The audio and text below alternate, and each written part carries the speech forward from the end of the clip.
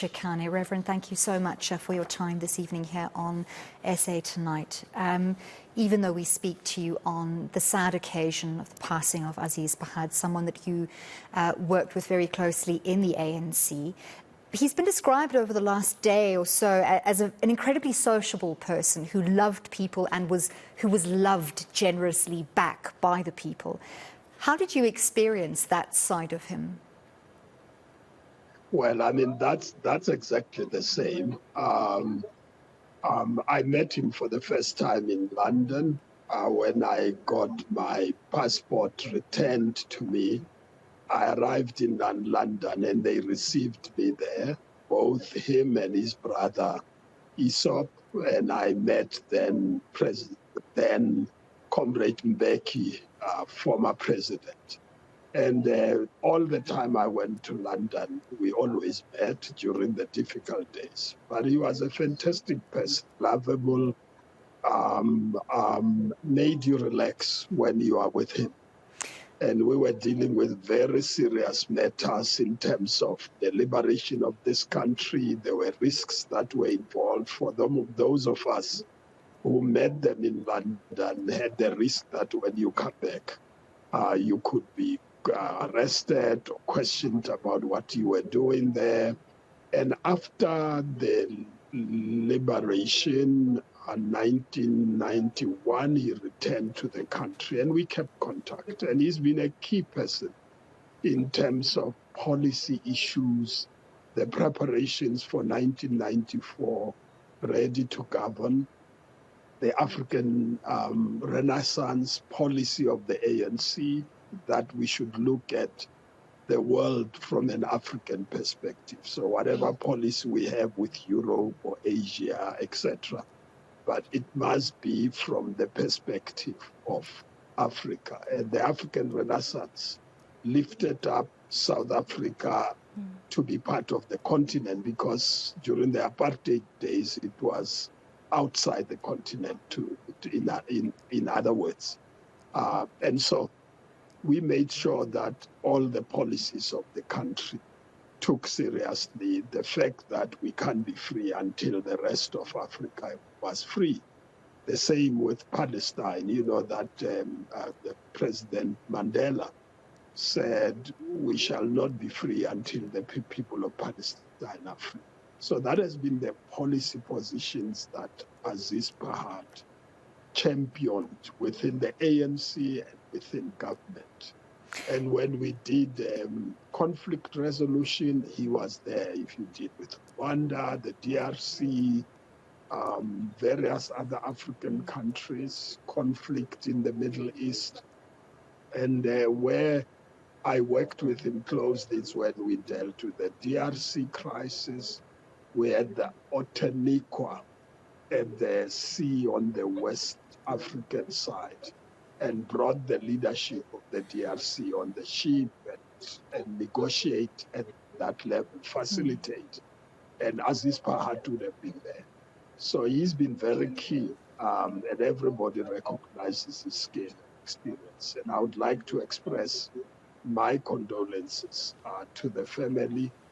I visited them with my wife recently, and I knew that he wasn't well. And it was a matter of time, but we have to accept this reality that death is with us. You were talking a bit about the role that he played in foreign affairs, and he was humorously referred to as the most senior deputy minister after, many successes in the position of deputy minister of foreign affairs for 3 terms, never having been appointed by former President Thabo Mbeki as minister in the position because their relationship was just so close, and former President Mbeki didn't want to lose that. But do you think his success in the area of foreign affairs was just a combination of that love for people and his love for social justice? Or was there some other magic ingredient in his views on how important our policy position is in the broader global community? No, but he was classical ANC, really. And the ANC policy is an internationalist policy that looked at the world in its totality. And Aziz Pahad was extensively exposed to what was happening in the world,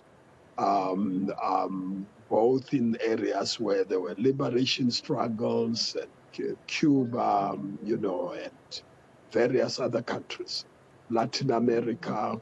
So he was thoroughly exposed. So the one thing about the ANC is that it had representatives in almost as many countries that could think of. And because of that, the representatives got exposed to those countries. And that's why when we meet together, there will be a wealth of experience on the basis of which we develop policies that we develop. And Aziz was key. From the beginning, I've known him as being focused on foreign affairs. I mean, the longest serving, I'm sure, deputy minister during his time. Unfortunately, he had to leave when Mbeki was removed. But indeed, yeah, he served as a deputy when, in fact, he could have been a minister. So even though he was no longer active as a politician recently, the loss of so much ingrained knowledge and experience of the ANC's struggle values must be a huge loss to the party. No, it's a huge loss. But, we need to accept that all the comrades who left in the early 60s and 70s are now on the older side. And I think I'm beginning to accept that we're going to lose them one after another because age is not on their side. And I think it will remain a loss, but we can't do much about that. What we need to do is to reproduce ourselves so that you've got another Aziz Pahad with the same amount of experience and exposure. And I think that's what we need to do, reproduce ourselves, make sure that when the time comes for us to go, there are enough people on the ground who can do the same or even better. And that's my view. But I mean, we're losing a lot of our comrades now because it's just age.